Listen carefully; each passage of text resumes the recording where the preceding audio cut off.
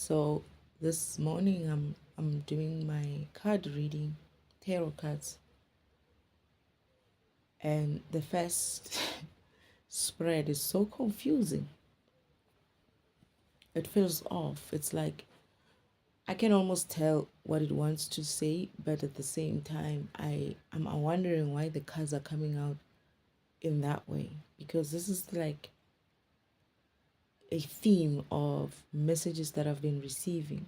So I kind of have a feeling of what they feel like, and I also have like a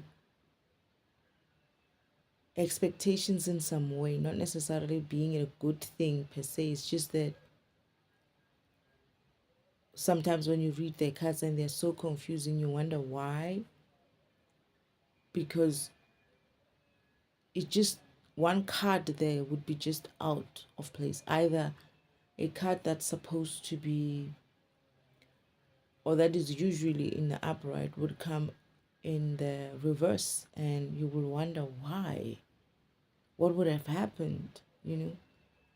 But when you read the message, you're like, no, this is still the similar message. And when you try to put that card in there, leave that card maybe in the reverse, you see that it doesn't fit.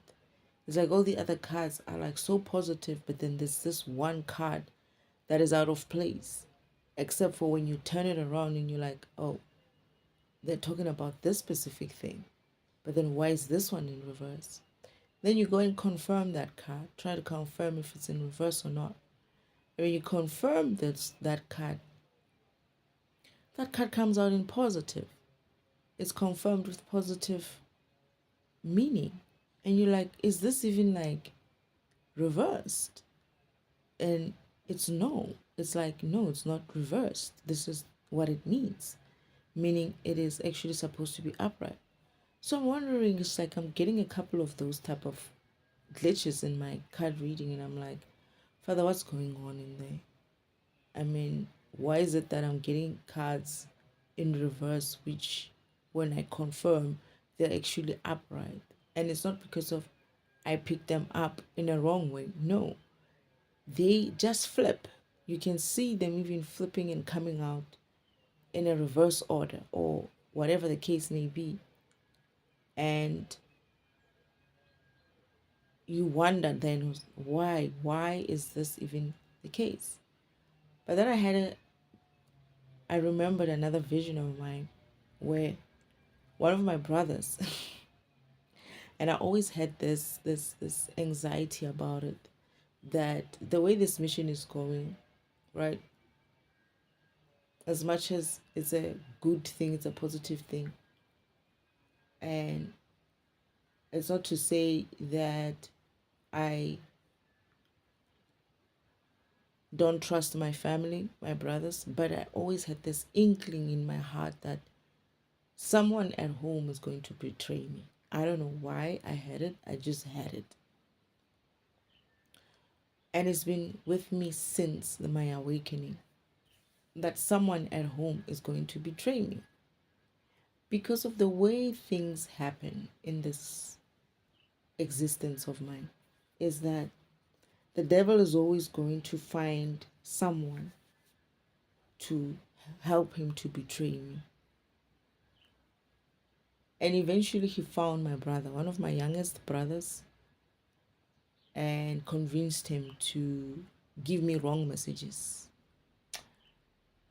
He essentially said to him, what do you think is going to happen? You don't know what's going to happen, do you? And he's like, what do you mean? He's like, you don't understand what Elohim is doing. Elohim is not going to necessarily allow everybody to go through. And what are you like? My brother's still young, right? And he's still obviously ascending as well through his spiritual ladder kind of path as well. However, he may be having issues there and there. We all are, right? Not just him. Every program is. And including angel programs, including God programs. So he's like, I think how he convinced my brothers that you don't have a mission, you're not doing anything, right? So meaning you don't get a chance to upgrade your program, meaning you just might not necessarily make it. This is how he convinces my brother to come in. So he says to him, so it's important for this mission to be stopped. It's a crazy idea, you know. I guess my brother had insecurities. He had insecurities about who he is and what he's supposed to be doing. And this is the cause of some of the backlog of people coming to Earth or doing some of their missions in order for them to go through their karmic lessons and therefore ascend spiritually to upgrade their programs. And a lot of beings, like I say, in the spiritual world are waiting to come back onto Earth and redo some of their karmic lessons so that they can learn to vibrate higher and also expose some of the gifts that they have and also earn some of the gifts or add more gifts that will help them to be able to live in the next coming dimension, right? Which is 6D, 7D, and 8D. So everybody feels like this is a very important mission to be achieved, not from a perspective of just human beings on this planet, but from a perspective of all the other beings in the spiritual world who need to come back here and redo their paths, right? Redo their journeys so that they can ascend.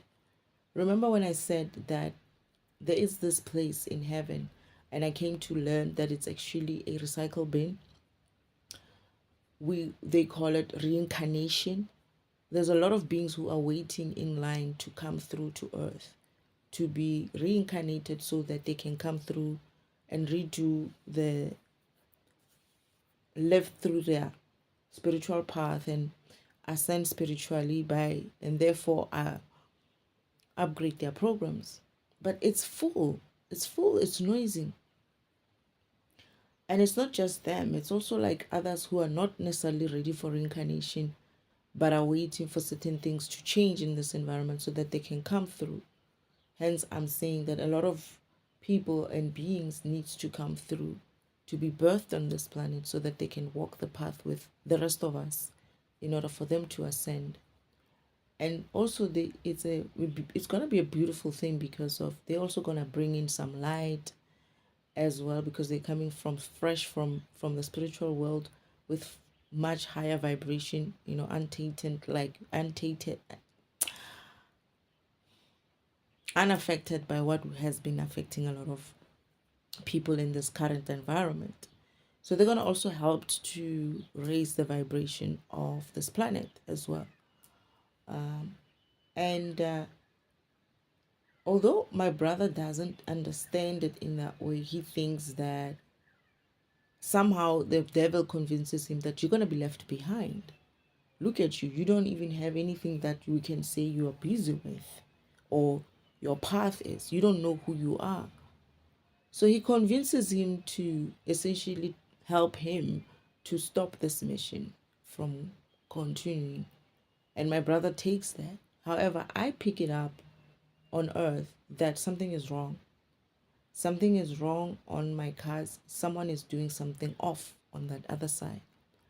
And then I keep saying to Father, you need to look into this. This is not working. And I remember Father was going to look into it and he's going to find my brother doing something funny. He's going to catch him red-handed. Father's going to ask him, why did you, he's going to watch him. It's like a mission control kind of a place, right? Where it's not just him who's learning to, they're actually teaching him to send me messages via tarot, right? My great-grandmother also takes up that function at sometimes time. And one of my other brothers, it's not just him who are sending me these messages. So it's like Father is giving them an opportunity to learn how to send the messages to people like me while they're on Earth. This is I feel like it's a fancy place that Father created, not recently, but specifically for this mission, for my mission. And it's a fancy kind of control mission. I looked at it, I was like, wow. Because when I saw it in the dream, I was like, why is this place looking more upgraded than the rest of the place in the spiritual world? And Father said, no, I needed to create something that is going to work for the mission and it's going to work optimally. Like he couldn't depend too much on the old technology. So he created something specific to assist in this mission, which is going to be easier to use as well. And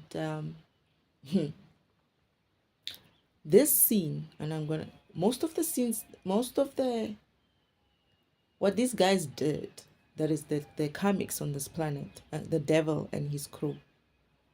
They used some of my visions, right? In the visions that I had or the downloads that I had, they did a fake version of it somehow. Either they did a fake dream, or what also that I'm picking up is that they did fake movies as well. They did movies in order for them to change the way, to have me watch the movie and somehow reprogram me as to what is real and what is not real. Like, so that when I get to this point, I feel like, oh, it's a dream. It's not a dream. I feel like, no, it's a movie, man. It's not the real thing. But the thing is, my intuition is strong enough in a sense of, there's the key thing there, which is very different every time, is that in my visions, Father speaks to me. And in the movies, there's no Father there. There's no my Father's not in the movie. So they might have a scene of the movie sort of like similar to what I have in my vision, but the only key for me is my Father and his voice.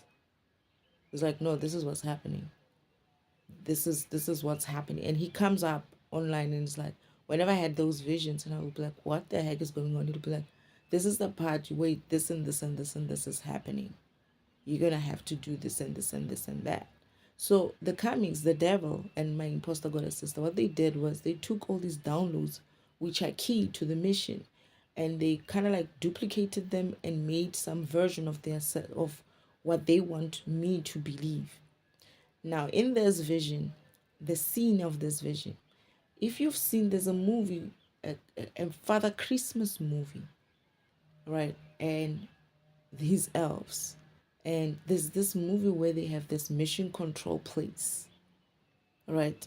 Where they and this big screen, and they are basically essentially looking at where the TVs of all the children in the world, which ones are naughty lists, which ones are, things like that.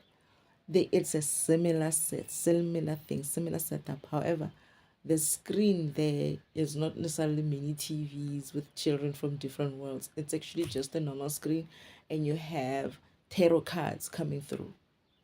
Like every time when I ask a question, they would like select which ones to send me the information. Now, that's one thing they did. However, now I go back to my vision. So this is where I'm trying to say what, to give an example of what that place looks like. Going back to the vision. Now Father sees him. Father will hear my message, will hear me say complain about what is going on. Like now I'm like, these cards are not reading right. And then I will learn to also, because I had a couple of days before, I started picking up that the cards are being read by different people or different beings in the spiritual world. Sometimes I can sense my great grandmother. Sometimes I sense some older brother of mine. Sometimes I sense a younger one, which is the one that I've been reading with this morning. And I was like, huh, whoever's reading this morning, There's the same person who keeps giving me some funny information. At first, when I said to Father, you need to like look at him and see if you can't help him because he's giving. I thought it was just a learning curve, that kind of thing. But then it was screwing up with my mission, right? Only to find that no, he's not necessarily struggling in that way. He is intentionally giving the wrong messages. And Father's going to pick that up. He's going to watch him do something. And then he will ask him, why did you use that card? You could have used many other cards. This is the part where you could have used this specific card. Why did you use this card? And I don't remember what answers he gives, but they're basically not enough to not see that there's something wrong with this whole situation. And I remember Father says, Father took him out of the mission control and said he takes him out and they're going to talk somewhere. When they get there, Father's like, you're going to have to tell me the truth. What's going on? Right? And then he cracks. It doesn't take long. He started first being a little bit defensive, and Father's like, you're defensive, meaning there is something wrong. And he eventually cracks and says to Father, what is going on? Father's like, do you realize what you've done? Like, Father was hurt that my brother, one of my brothers, it's a younger brother, would not trust his own father, but trust the devil himself to help him. And Father's like, what do you mean you don't have any? So his complaint was that, like, for instance, I don't have anything to do. What is my mission? I mean, why aren't we a part of this? Father's like, this is not where the mission ends. Yes, she's doing the first part, but you're all going to join her at some stage. You have an important thing to do in that mission, and now there's a reason why Devil approached you, because he knows that you have a specific thing that you're going to do which is very important in this mission, and he had to come and trip you. When this is what the message that I wanted to actually understand for myself and for others is that you can when you're approached by the devil or some devilish kind of a situation in your life, there's two things that is going to determine whether or not you succeed or not. One is that you see it for what it is. First thing is that if the devil approaches you in that way, it means you have something. One, you have something in you that he wants. Obviously, you will be like, oh yeah, it's obvious. But no, it's not that obvious. What I mean is you have something great, something important, something very, very, very important. He doesn't approach just anyone in that way. That is Uncle Devil or my sister. Especially if my sister is very rude about it. He's very brutal and she would force you. She would even threaten your family in some way. She's a bitch like that. They both are anyway. That's what it means. So when you see it that way, when you realize that the devil is approaching me, it means you are important in some very important way. I don't know how to stress this. So there's two things that you can understand. It's a wake-up call in a way. And you have two ways to deal with this. This is where you're going to have to find God fast and be like, how the heck do I get out of this person because he's got his eyes on me? What they would essentially do is just try to make your life hard, right? And you can stand up for it, but I would say don't stand up for it on your own. Don't try to take him on your own. Find Father fast. He's going to make sure that you're catered for. And that's part of your path. That's part of your spiritual ascension or spiritual muscle building. when you see a situation where you say, oh shit, I'm being targeted in that way. This is not the time for you to be a hero and be brave and try to do that shit on your own. This is the time where you have to pray to God to show you and be patient in getting that answer, because that answer is not God necessarily responding late. Sometimes it's not Him responding late. It's that the devil will make sure that you don't hear Him. That's the issue, right? So you be patient in receiving that answer. You will, and as much as you would be going through things, be patient receiving that answer. Just survive one more day, and you'll see. Eventually, that surviving of one more day, you're going to be actually using that to kind of like fend off the devil. He's gonna see that you're strong. But then another thing is, whatever it is that is so important that got the devil to come after you, means if you wanted to be great in something, that's your key. That's your cue. That's your clue that you are somewhere on the brink of some greatness. Whatever that looks like, or whatever that's going to look like for you, that is a cue. That's a key. When the devil shows you, when the devil comes to you, it means you are important, just like everybody else is going to be important in their own missions. But it means you are important for something. You are going to be great for something, and he doesn't want you to get there. And this is not the time for you to be like, oh, egotistical about it, right? And I'm going to talk about the ego part. It's the time for you to drop that ego that you have about you being great and whatnot, and find God fast. All your ancestors, either of them, fast. Now, the second part, the ego part. When the devil comes to you in that way, it means he also saw an ego that he can use within you to enter and use you, put you in some sort of a contract to use you to work for him. That is, it's a key again, or a cue, or a clue for you to recognize that you've got something in you, some ego, which is a very bad ego in you, that will allow the devil to step in.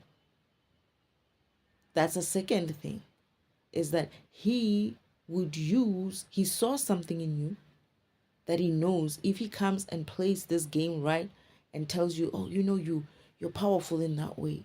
You're beautiful in that way. You're smart in that way. You are spiritual in that way. You are powerful in that way. That shit right there, when the devil comes for you and tells you things like how big you are, how powerful you are, right? That means you have an ego in you that is very dangerous for you to keep, because it attracts someone like the devil to think that I got an opening there.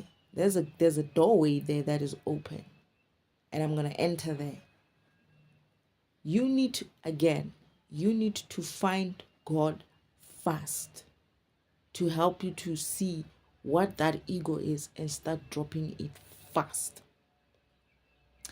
The other thing, which is the third thing, that the devil, when he approaches you, is that he knows you're powerful, he knows you're important, he knows you've got an important part in the mission, he knows that you have an ego, or you have a very bad insecurity.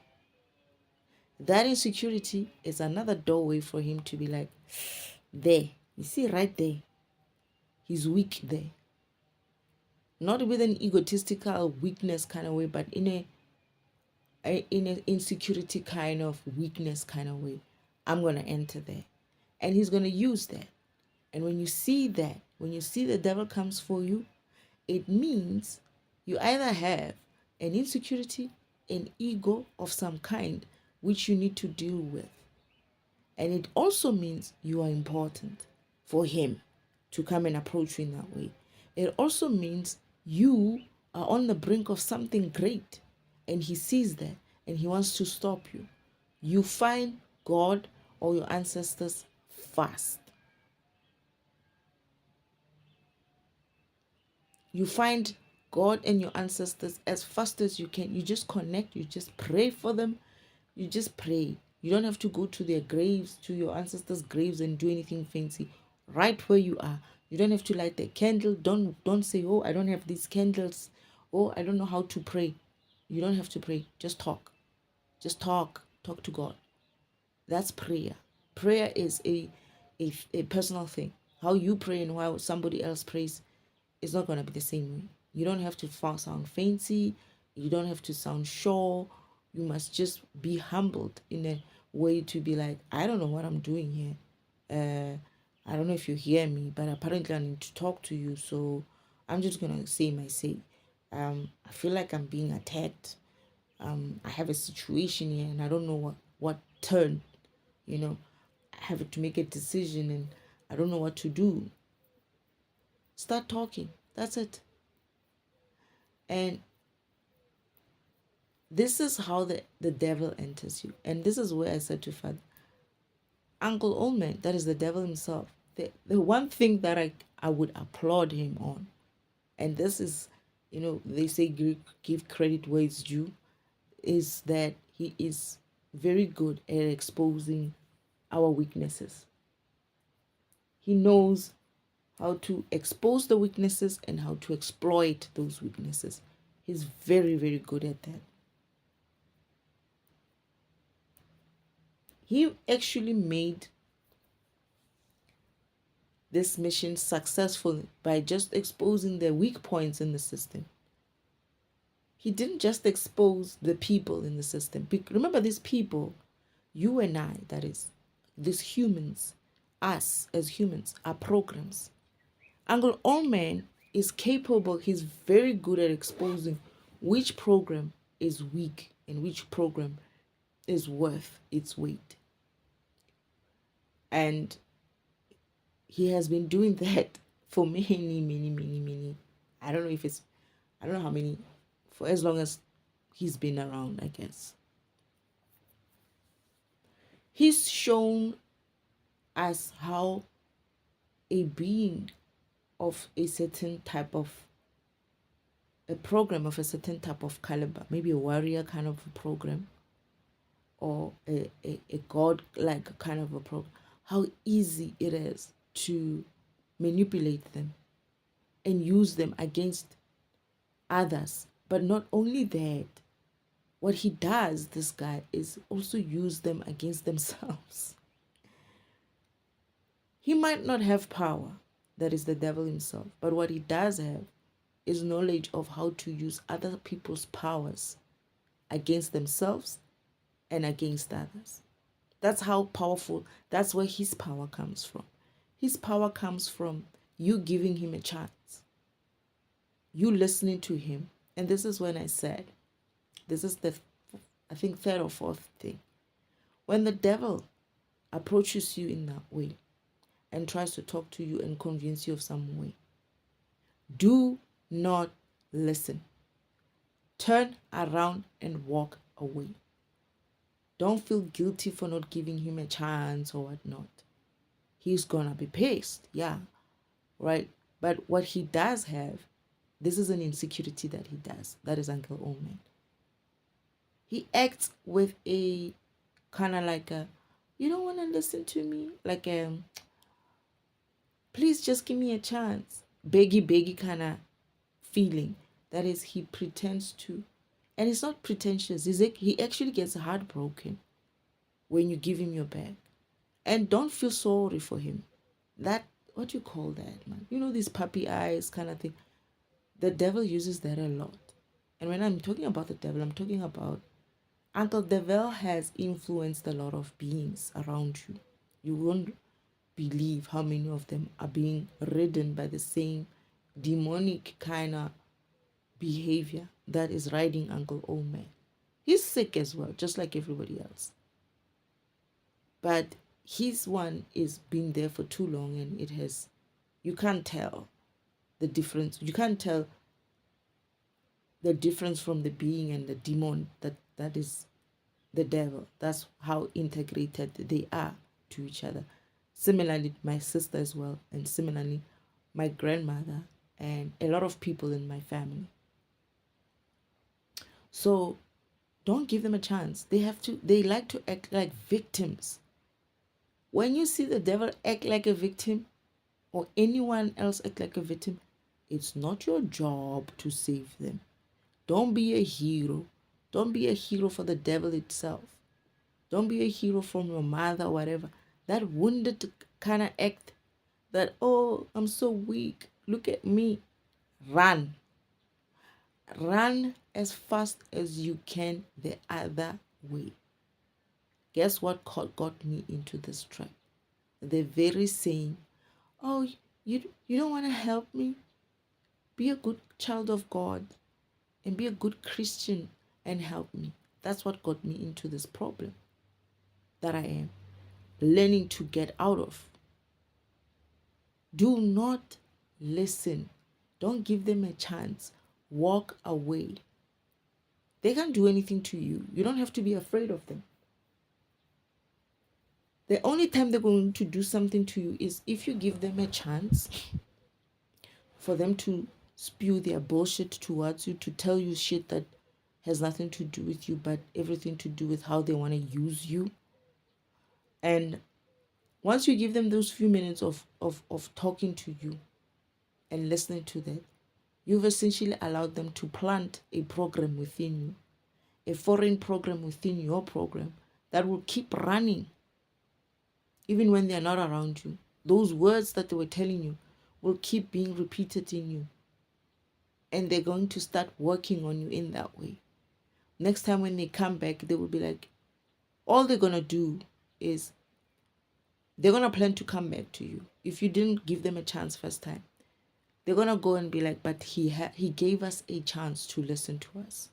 It's like it's a proposal. They're very patient, these people. They propose something. You can take it up then, or you can walk away, or you don't even listen to them. And this is why I say, don't listen. There's nothing important that they're going to tell you, except for how they want you to screw yourself and screw others. That's essentially the message that the devil is sending. However, if you listened to them, what they do, you walk away, they walk away.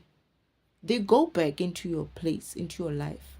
They set up certain things because they gave you a proposal. They set up certain things to show you how that proposal they were talking about is possible to happen.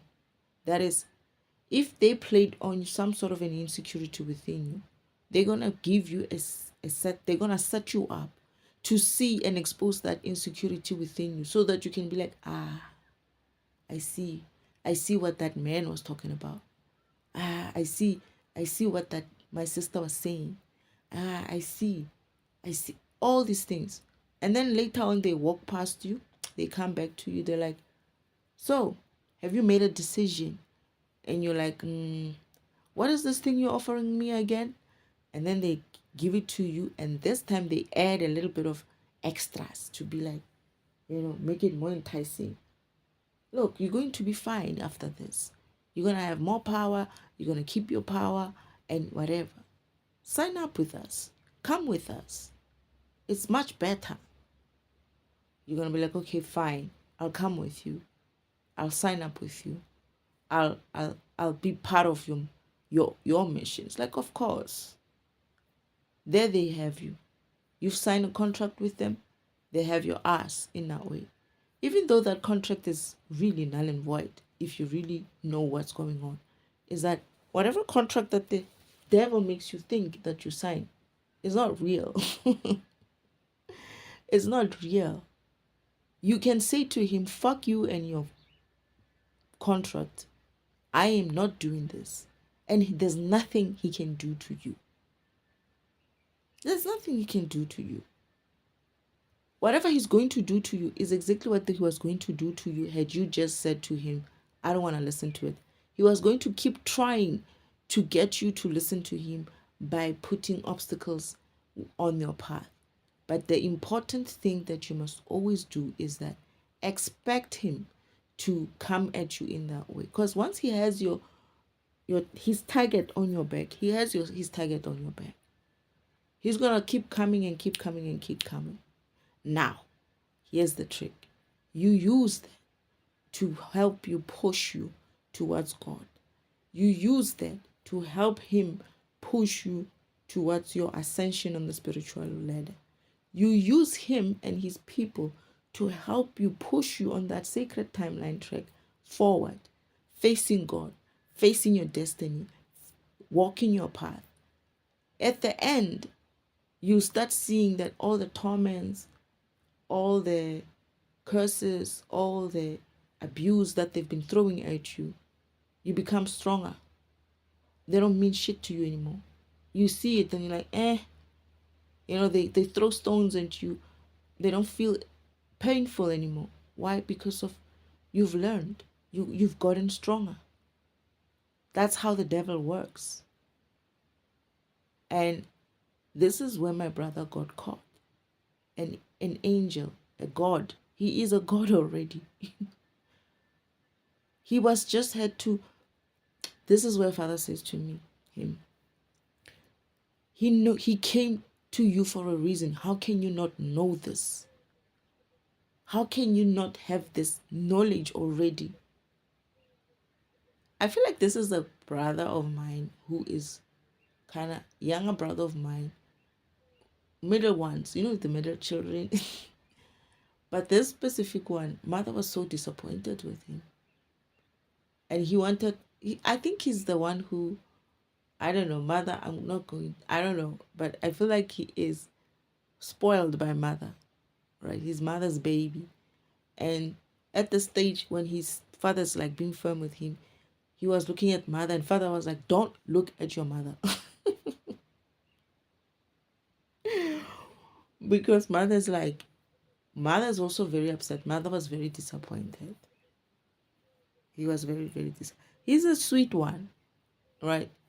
Father's like, he knows. It's like some of the things I'm saying when I say father cannot tell you what your future is because it's going to affect it. But he had a future. He had a part in this mission. I'm just doing the first part, and the rest of it is going to be a lot of other beings which are going to join in. Some are my brothers and sisters, some are beings on here on this planet, and the whole entire human race is going to have to do some work with it. Now, he has an important mission. This is why he was approached. And he didn't see that. But then Father tells him, it's like, oh, you wanted me to tell you. You were supposed to do 1, 2, 3. But now what you've done is you've created a block for yourself by signing up with the devil. Not only that, now you owe your sister a karmic debt because what you did was to influence her path, that is interfere with her program in that way, which is illegal in the universe to do. And you know the consequences of it. Then his eyes went, that he owes me a debt. And then realizing what he was about to do, what his role was in the end, how important his role was in the mission. He's lost that. And this is what Father's saying. Now you lost that. This is why I think Father eventually told him,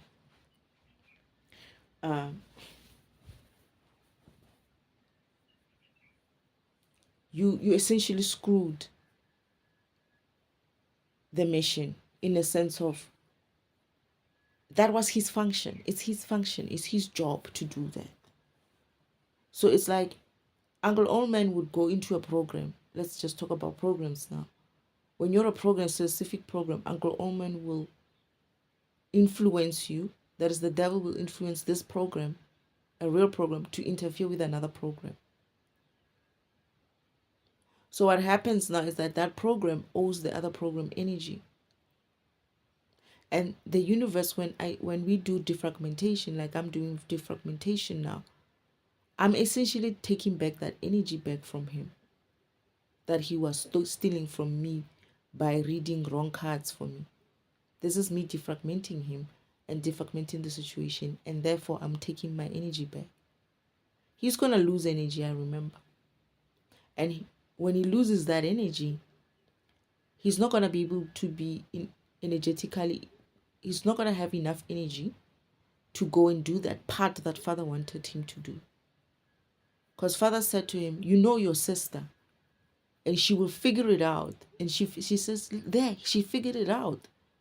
Meaning, if she's figuring it out, she's going to defragment it. Meaning, if she defragments it, the energy that you stole is going to come back. And now you're going to be weak. And I remember, as soon as Father said that, right, he started getting weak right there in front of Father's eyes. Father's like, I can't send you then on this mission. He broke himself by interfering with me running my program. And that's what essentially the devil was trying to do. Father says to him, you know your sister, how she works. She's going to pick this up. You knew that she was going to pick something like this up. And if she does, why didn't you think about it, what the impact would be on you?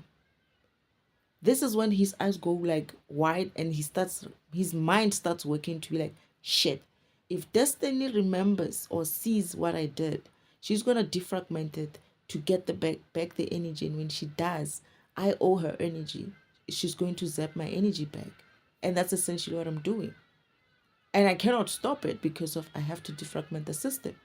It's my job. As much as he's my brother, doing something like that is not cool. It doesn't matter whether you're my brother, you're my mother, even the universe himself, even Father. Sometimes I tell him, you're the one who's fragmenting me. You're the one who's fragmenting me. But at least he can afford it in some way. And he's doing it for some reason, which he believes is good enough, right? And I guess he has a way of balancing that energy. But if you're not a being or a program that can do that, like God himself, you best not try to play in that kind of game, especially coming from a devil perspective.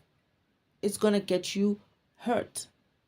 And now that defragmentation is running, any sort of thing like that, that is, if you are used in some way by the devil towards my program, you're going to get fucked because I'm going to see it.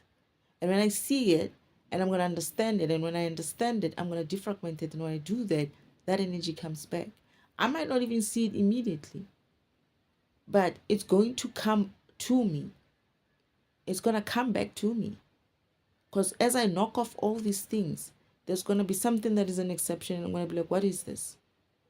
And when I start asking questions about it, it's going to come out that, okay, this could be this. This looks like it fits there. But why does it look so weird? When I start doing that, I'm essentially trying to understand it. And if I get the idea of what it is, and I go and take it and put it back to where it belongs, I've reversed that energy that you've stolen. So he did something like that. And now the part where he was important for, the one that he's been waiting his whole existence for, is essentially ruined by just that one moment of giving the devil a chance to say anything to him. This is the devil. You don't give him a chance. You walk away. As sad as they look with those puppy eyes, they use that a lot. You walk away, you keep walking away. You remember that, one, it's not your job to be minding other people's programs. And it's not your job to be making or trying to make the devil's program happy. Or your sister's program, or however the devil's coming through us. It's not your job. That's one. Two, you don't have to listen to another program because it's, as much as you can live a normal human life, you shouldn't be taking cues and keys and instructions from another program. And this is essentially what the devil is trying to do with many people, or he's doing, not even trying. He's doing, and he's succeeding because of people are taking instructions from a devilish kind of program, which is a fragmentation tool, an old failed fragmentation tool, an old fallen angel, and you're using that to run your process on your program. What is this? What are you? Why are you doing that? And as a result, you're gonna get your ass, in a situation where it's gonna be very difficult to come out of. Now my father had to do something for my brother. That is, if I remember, he's going to have to start walking the path. He basically downgraded himself. Isn't like the impact of what he did is so great that I'm gonna take a lot of energy from him. And then it will mean that he reversed himself. So he's gonna have to get an opportunity to walk and rebuild himself and energy himself. Go through his path again, redo a path again so that he can gain an energy. And guess what? The devil's gonna be right on his ass. Because of his giving him a chance. He listened to him. And his path essentially means every step he takes, the devil is going to be like, you can't do this. You don't have enough energy to do this. Why are you still even listening to Elohim? Why are you listening to your father? He's going to be on his case through it. And this is how he's going to have to build his spiritual muscle again. That is, he has to learn to fend off and not listen to any other program except for guidance from God himself or his ancestors, as they've been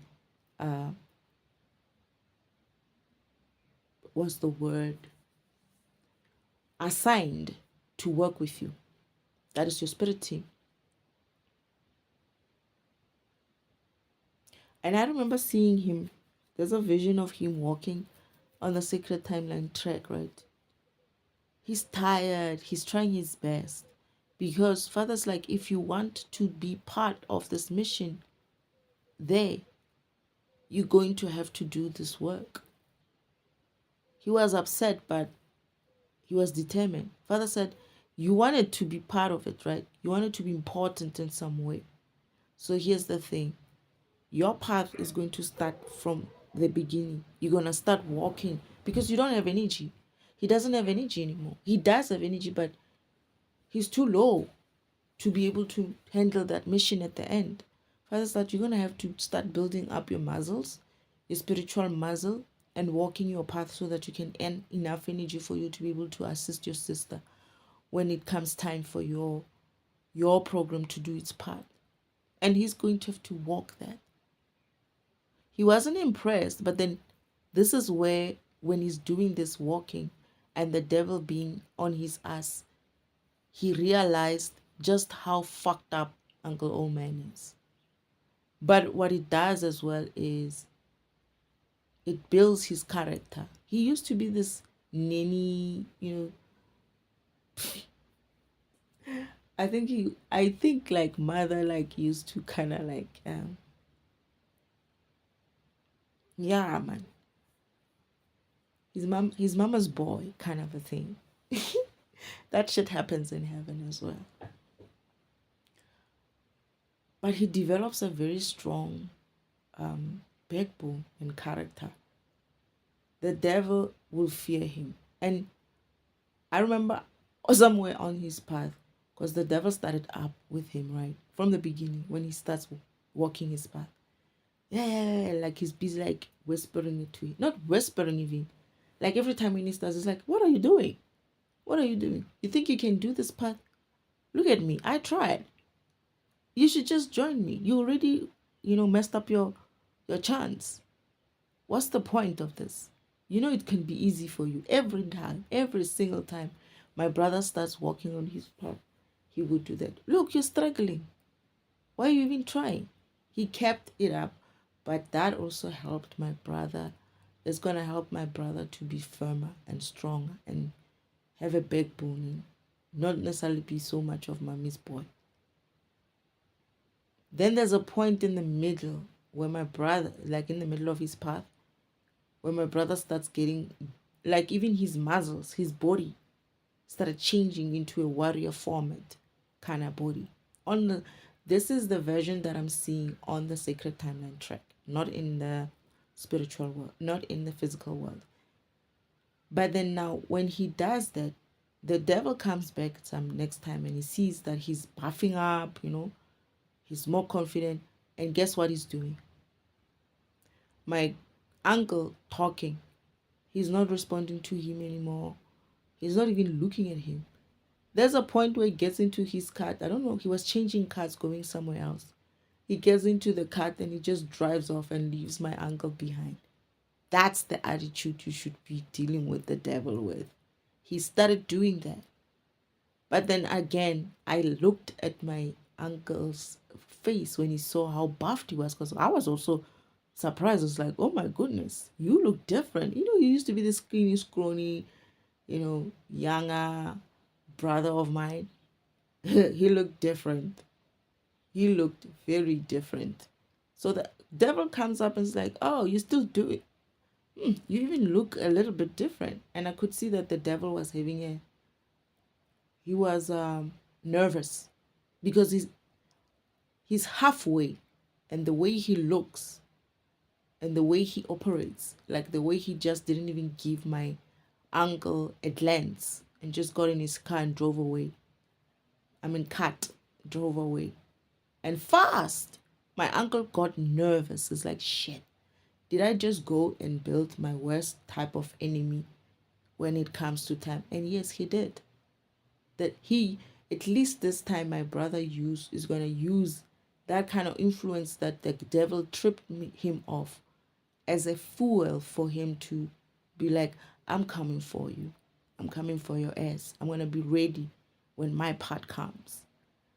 But as his cut is fast, because on the Sacred Timeline track, the energy that you build up on you, it also determines how fast your cut is going to move.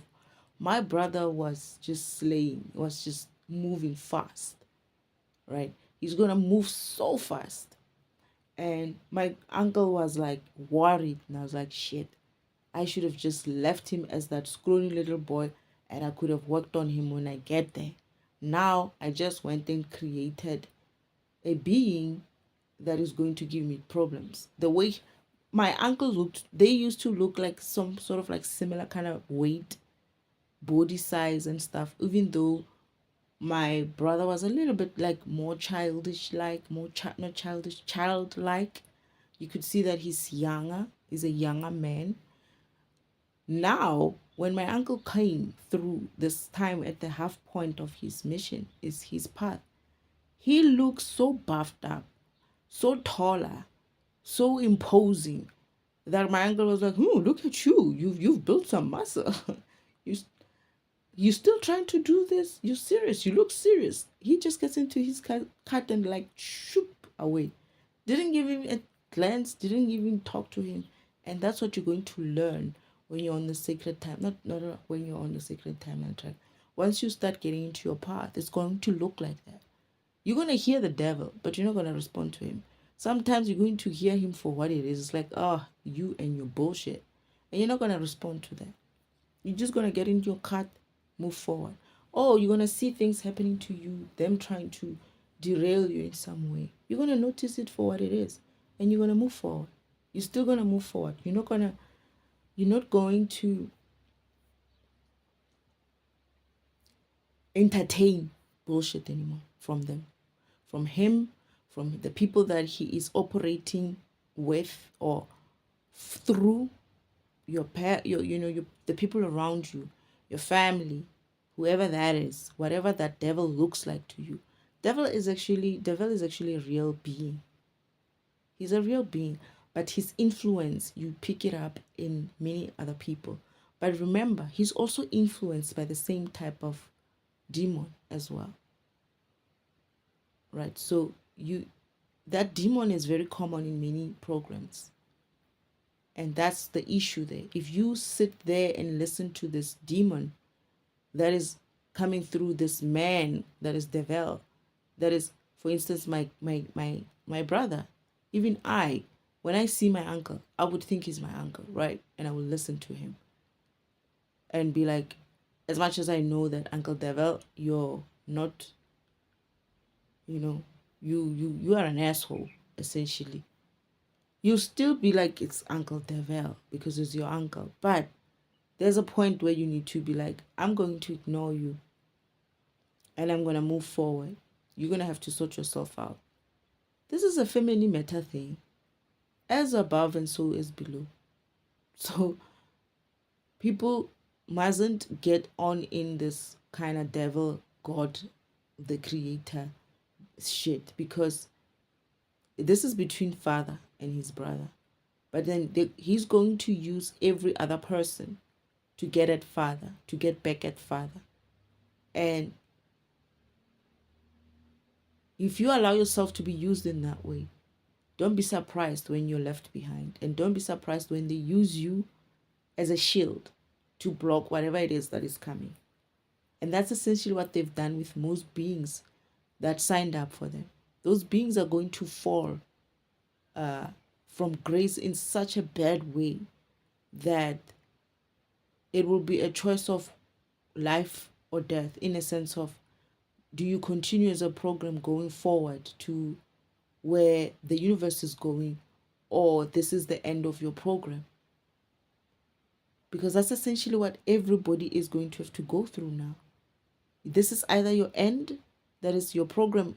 If your program cannot make it through this upgrade of from 3 to 4, from 4 to 5D, if you can't make it to 5D, essentially it means that 5D is a last, it's 5D is like 3D, even though there's 4D in between, where major changes were, that is changes where, I'm burping, it's true, because I'm asking myself, am I telling the truth? 3D is where the functionality came in, where a certain type of functionality comes in. 4D is where that functionality is enhanced. That is, maybe in 3D, you get to look 3D, like you're able to do certain 3D stuff. Let me just give a simple thing. Maybe in 3D, you're able to see, right? Just normal. 4D is going to make you see even better, right? 5D is going to be like, you're not going to see with just your eyes. You're going to have a much broader perception of your environment. You're going to be able to perceive with a 360 view of yourself.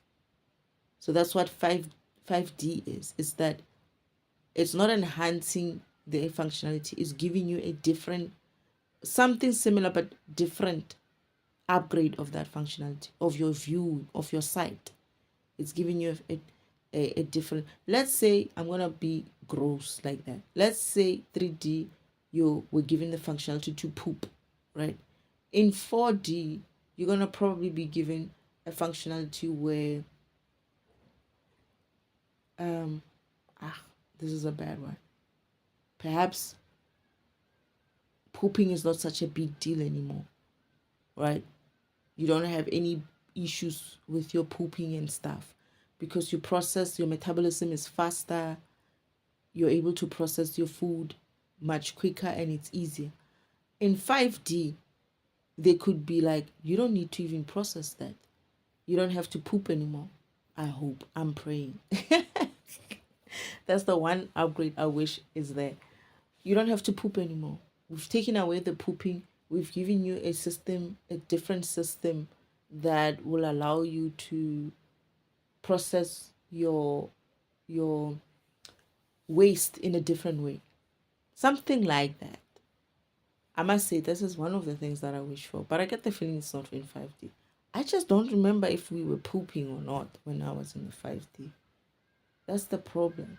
I wish I can remember. I don't remember seeing that, but why would I remember that? But what I do know, which is sad, and this is one of my wishes, is I wished when I was coming through here, I was having periods, bad periods, and that shit is still there.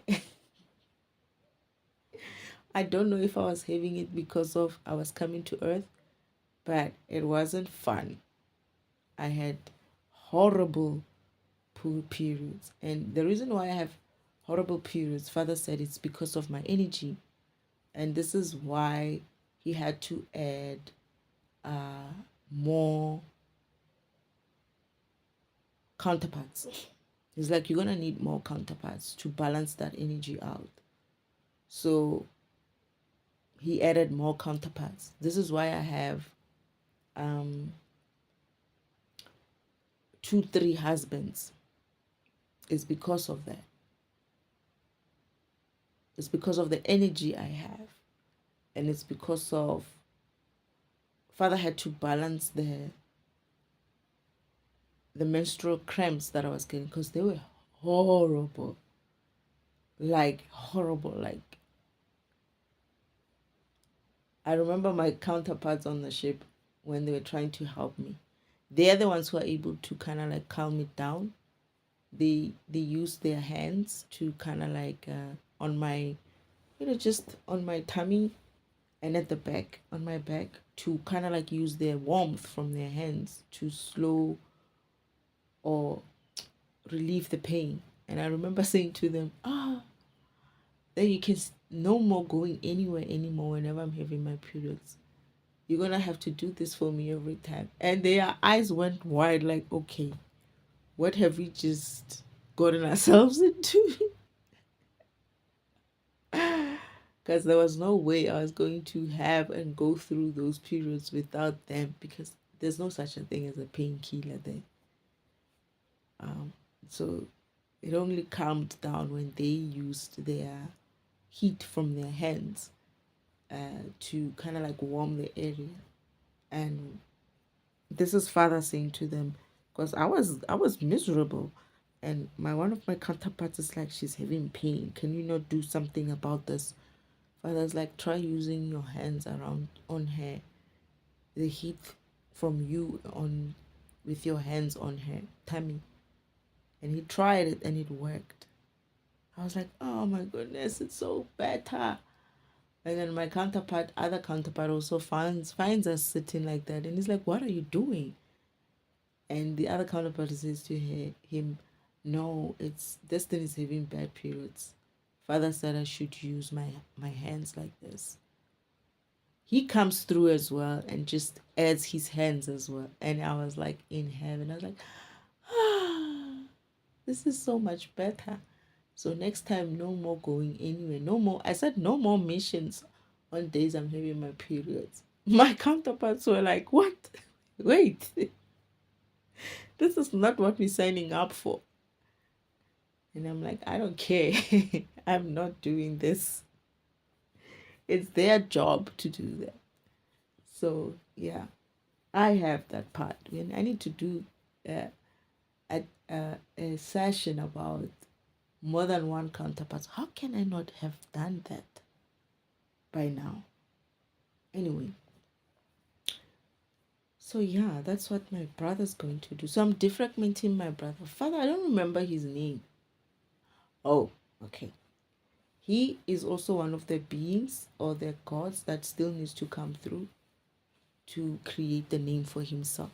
You're going to know about him when he comes through. Because he was supposed to anyway come through. He's still going to come through.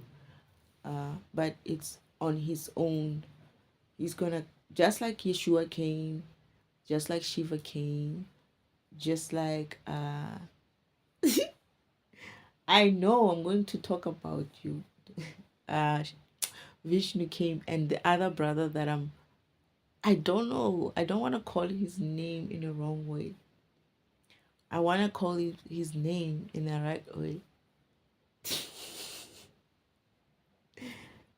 I can't believe it's who it is. And I can believe it, but at the same time, I can't believe that it's who he is. And I'm waiting for a memory of me to remember his name for real.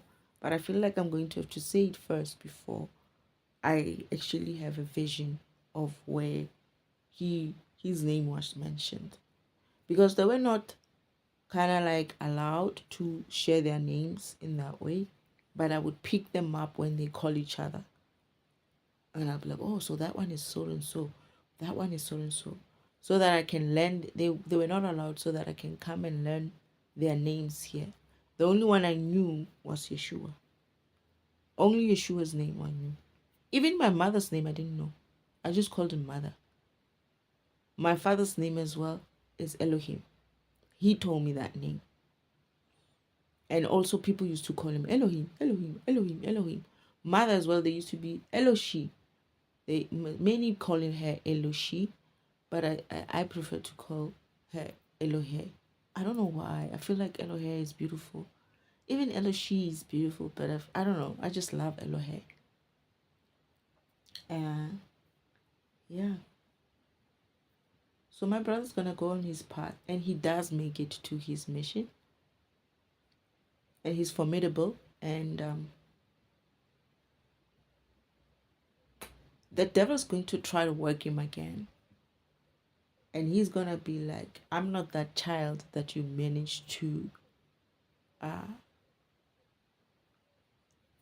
what do you call it, manipulate before.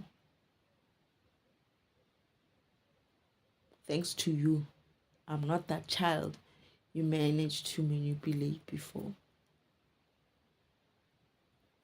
And he says something like, just because of you got muscles or something like that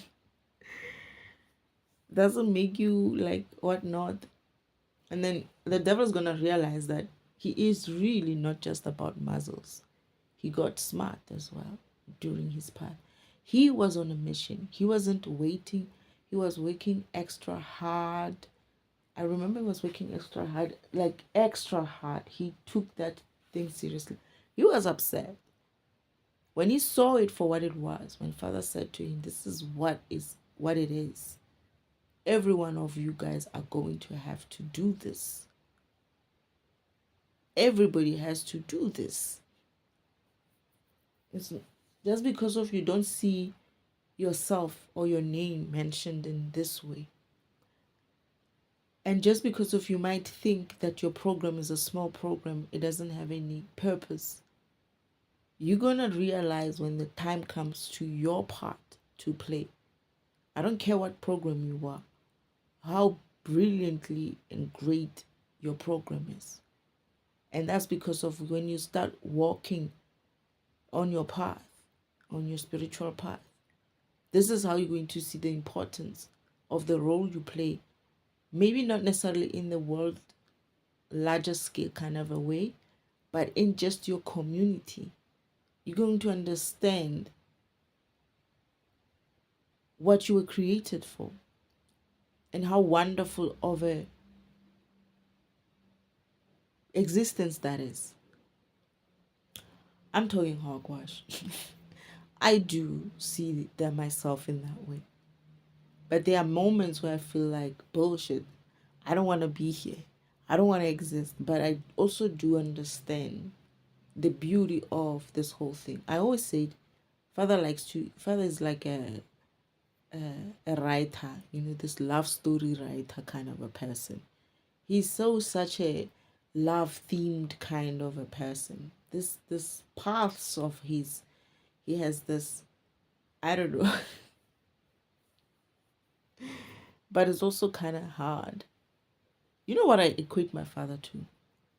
And I think with good reason. You know how Indian soapies have this very heavy, painful theme behind them, and how eventually it grows, it becomes better and better. Like you can find they like this. You find that there's this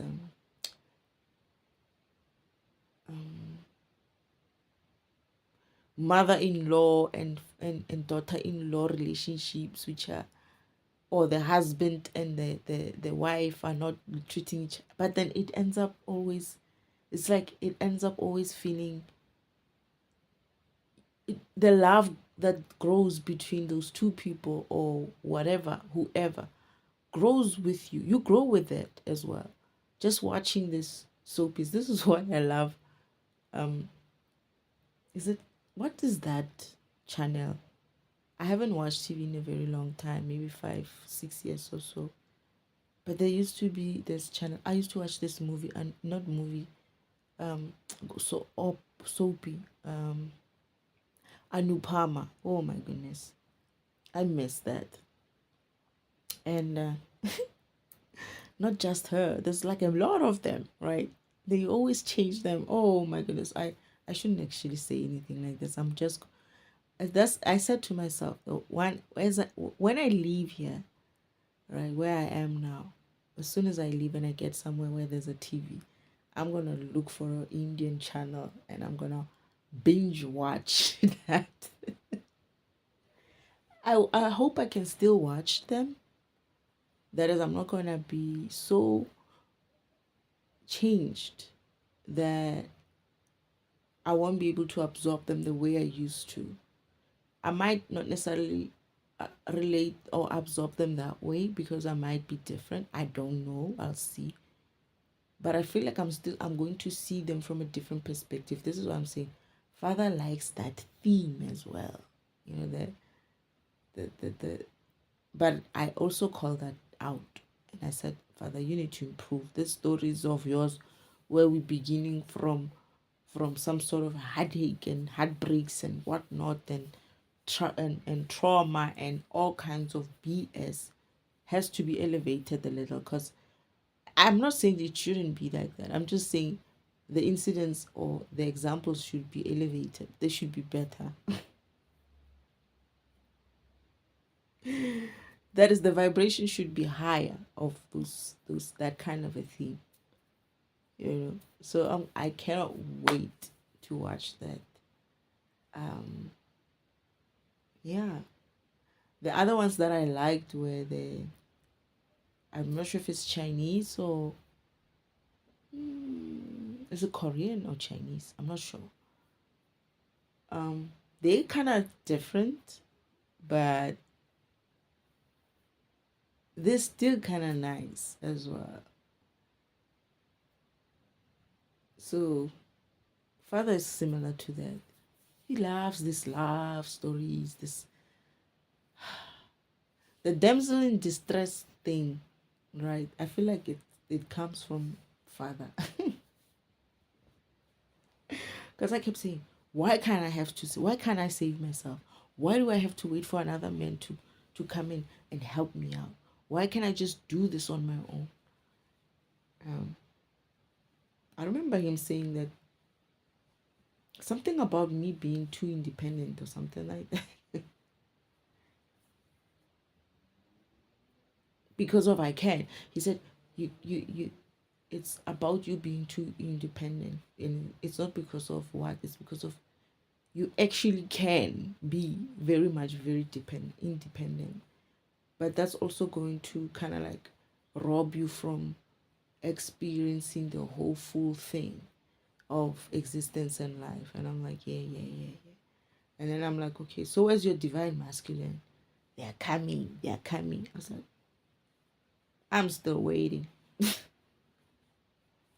But then the other day I remembered a vision of myself existing here on this planet before, which is a memory that they deleted. And this memory they deleted because of they wanted me to reincarnate, think that I didn't finish my mission. So they deleted that part. But I remembered it. I don't know if they deleted it or wiped the memory. I somehow Father made the memory accessible to me again. Obviously, there's many databases, right? You can still retrieve those memories even if you forgot them or they were wiped off. Father has a way of giving you those memories again. But yeah,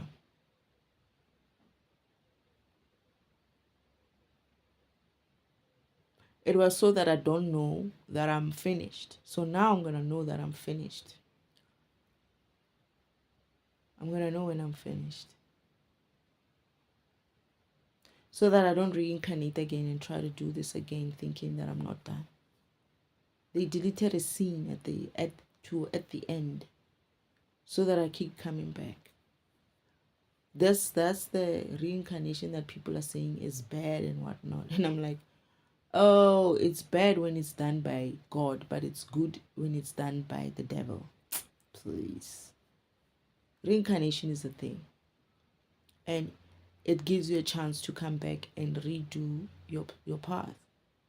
But if it's done for the wrong reasons, that is, your path was tampered with the before when you were doing it, yeah, that is not a good thing.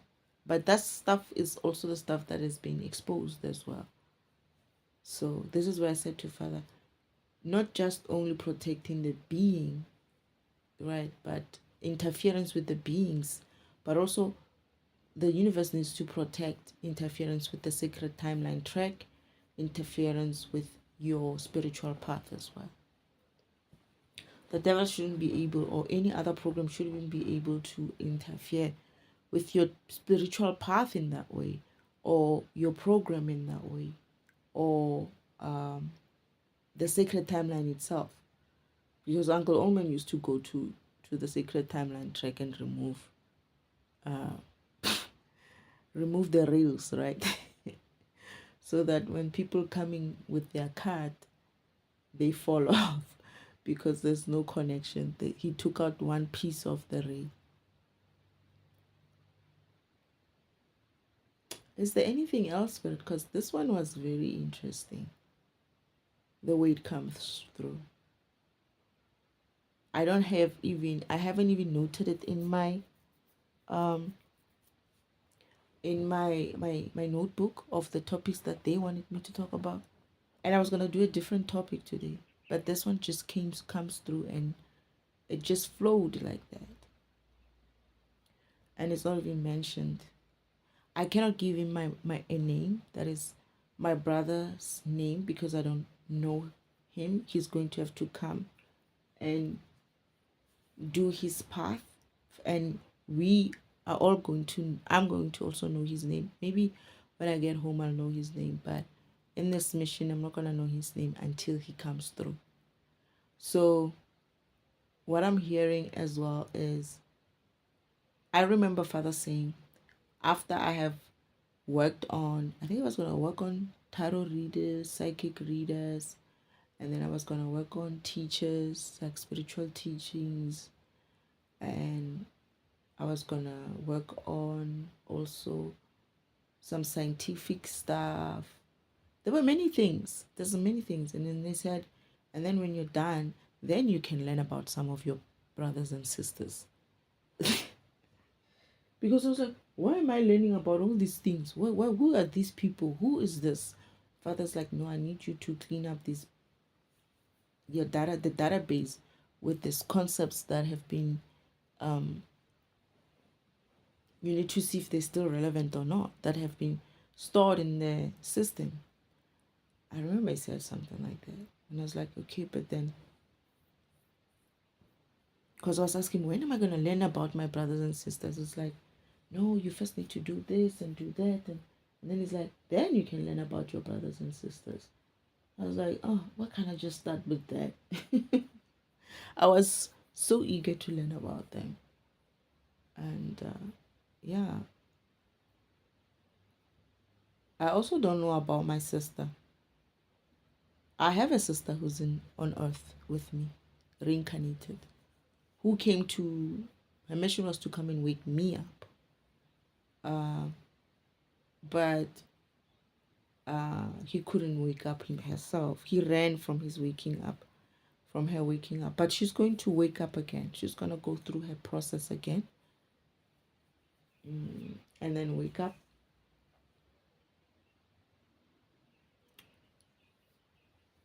And I feel like a lot of other beings are going to come through. So humans mustn't think that this is about just them. They must remember that they're not separate so much from us. When I say us, I mean like people in,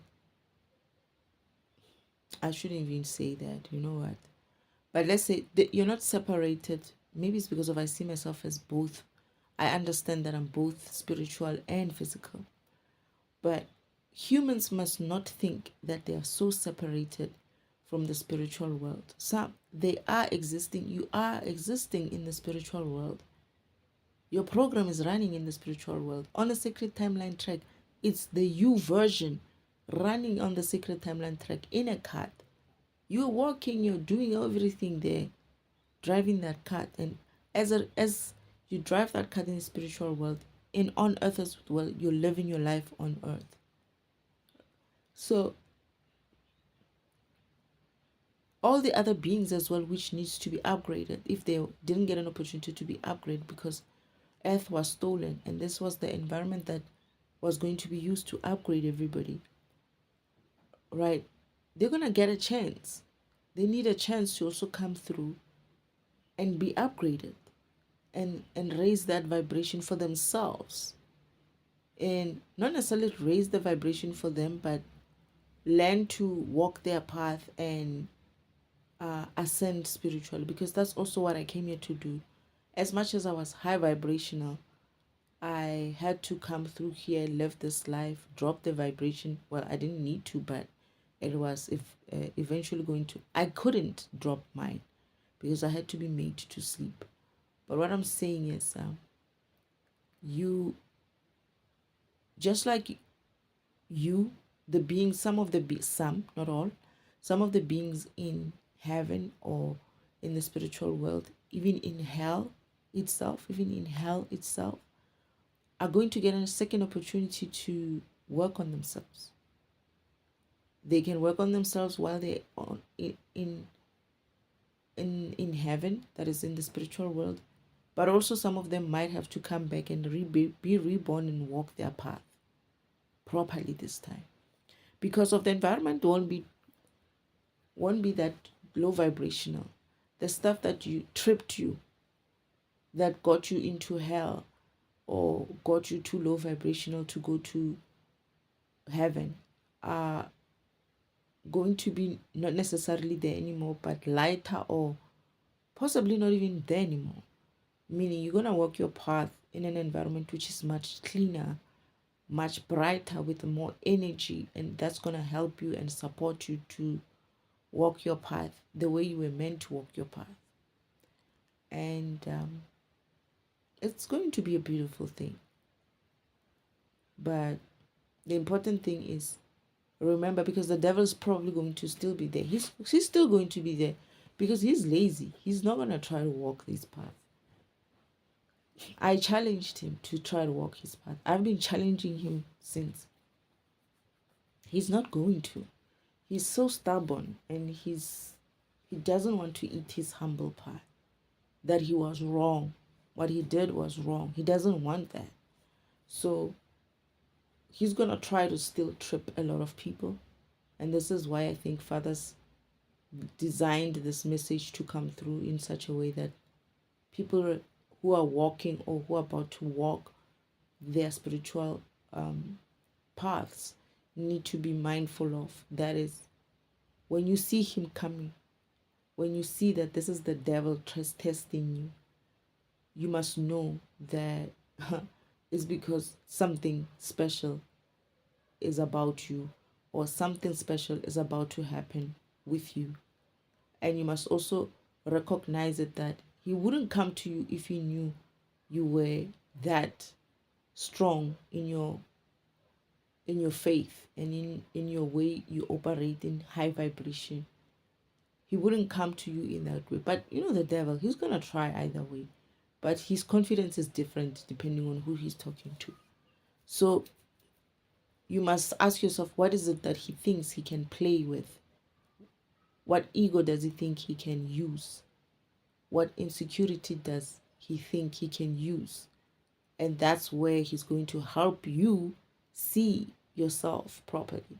identify what it is that you still need to work on, and give you, or you must give yourself an opportunity to start working on those things, because that's what the devil's going to use, or trying to use, to come in through your doors that you have open by insecurities or egos, in order to use you in the way that he wants to use you. Don't be, basically, my brother in this story is being used as an example of how the universe, how the devil would use something so innocent.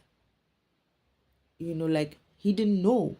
He didn't know because of father wouldn't tell him, and father wouldn't tell him because of it wasn't time for him. It wasn't his time to know about his path in that way, because of he had to, if he knew, it would change his future.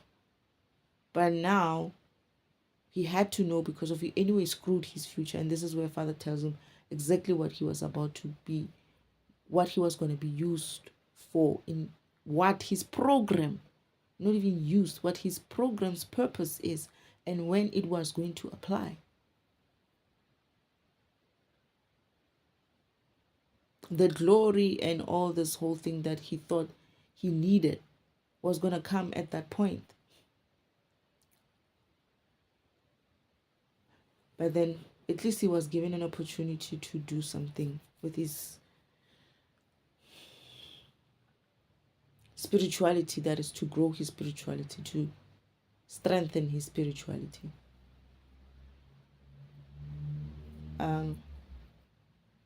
Yeah.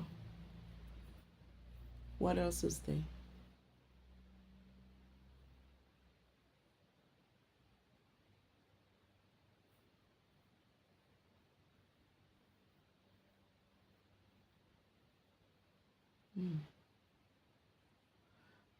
I guess the other thing is the fact that don't give him a chance.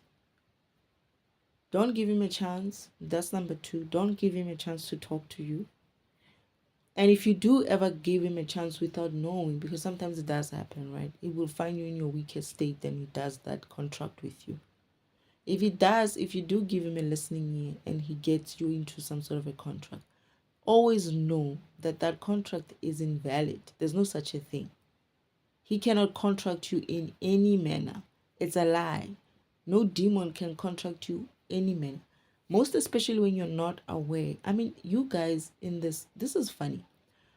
In the current environment, they tell you things like, did you sign that contract knowing what you're signing? Were you in a state to be able to sign that kind of contract? Did they inform you? Or are you intelligent enough to understand what that contract is? Were you under some sort of a forced way to sign that contract? All these things that the devil has used in this physical world to kind of like control you on the physical level, right? But then on the spiritual level, all of a sudden, that shit falls off. No, you signed, you shine. No. I tell the father, I say, I do not. The devil, you can tell him straight, I don't want that contract. I don't know what it's about. And anyway, even if I did know, I didn't understand what it's going to cost me eventually. So no, I'm canceling that shit. I'm telling you now, that contract is off. And walk away and watch how. But when you walk away, you must watch your back, because he's very much volatile sometimes. He did that to my mother, my real mother, the woman who conceived me. And my mother didn't sell me to him. He said to him no. She said to him, she essentially said, he proposed something. My mother thought she was joking, and she's like, buy me a house and give me some what money. I think it was some money. My uncle left, came back with the house and the money. When he comes back, mother thought, because mother was just giving him like a weird amount and a weird, she's poor, right? And she thought that whatever she was mentioning was even like it was at the time, like a lot of money, 500,000 or something like that. But she didn't mean to sell. She wasn't selling me. She was just playing. She was just saying, okay, fine then. Not even fine. She was like, give me a house and so much money. Buy me a house and so much money. And she walked away. When Uncle Omen comes back, right, he's like, yeah, there's your house and there's the money. My mother's like, wait, you were serious? I was joking. What do you mean? There's no such a thing as a woman selling her child like that. I don't understand what you're talking about. My father, my uncle says to him, but you promised. It's like, no, I never said I'll sell you my child. I said, just I never agreed to sell you the child. I thought you were joking, so I just gave you a number that you wanted to have, and I walked away. Uncle Omen then goes and searches his memory, right? His weak ass memory. When he gets there, he finds that, yeah, this woman never said, yes, I will sell you my child. She just said nonchalantly, okay, whatever then. Give me 500,000 and a house or something like that. Then she got pissed. He got pissed, right? That this woman was clever enough not to be direct in that way, and not necessarily that she meant it even. So she walked away from her. She was brave enough, like I'm saying, you walk away from him. But what he did was he wasn't going to let that opportunity fly by. And he made a split minute decision and hit her on her head with something. And then when she fell, he essentially just took her with him to do retrieval of my, what is it? My fertilized self egg and stuff, and implant it into a different woman. Same story with Yeshua. Similar story with Yeshua. Maria's, is it Maria? Immaculate Conception, this shit. It's just a surrogacy. They did a surrogacy trick there. But I don't know. Yeshua's mother could have sold him. I don't know. But I think not. We will have to find out. I get the feeling Yeshua is going to walk his own path as well again. And he gets to also tell us his story in his own words. Because this is why maybe I don't tell that story well. I tell it to the best of my knowledge with regards to my path that I understand that is similar to his. But his real story has to be written by him, because of they didn't give him that opportunity when they crucified him that way. They crucified me. I'm still getting into I'm in my, I don't know, maybe it's finished, but I still feel a little bit itch there and there. But I've been recording for a long time. I still feel, and as I say it, I'm feeling some itching, but it's not as bad as it used to be. So I think I might have finished it maybe yesterday, and today is probably going to be like the last remnants of that. And when that is done, I guess we'll see. They'll probably still come for me. They'll still come for me.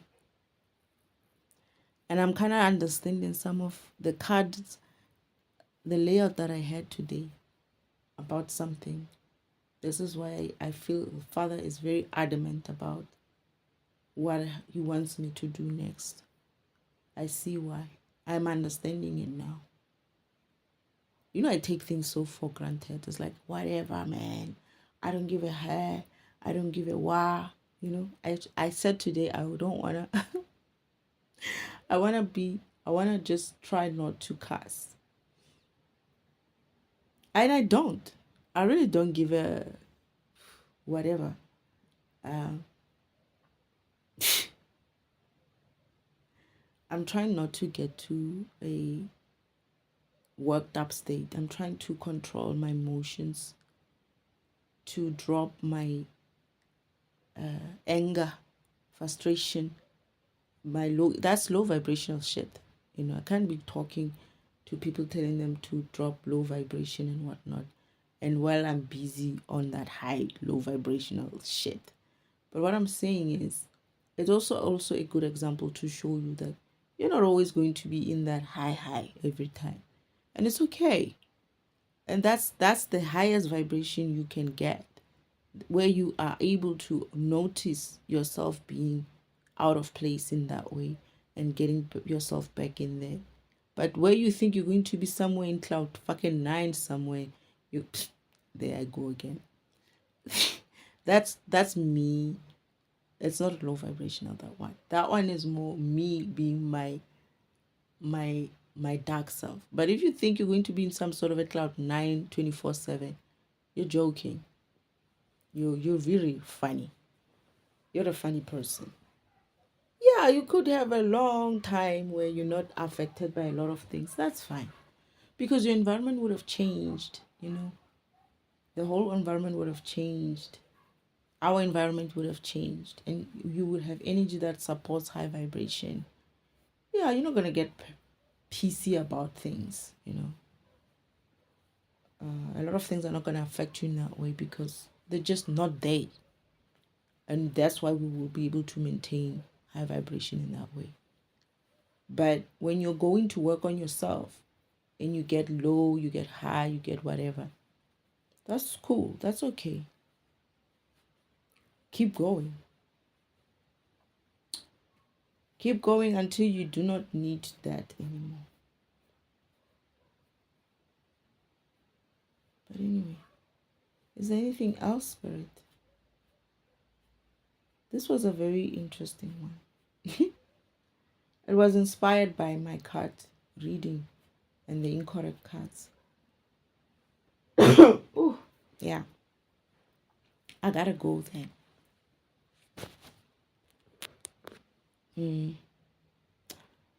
So, is there anything else?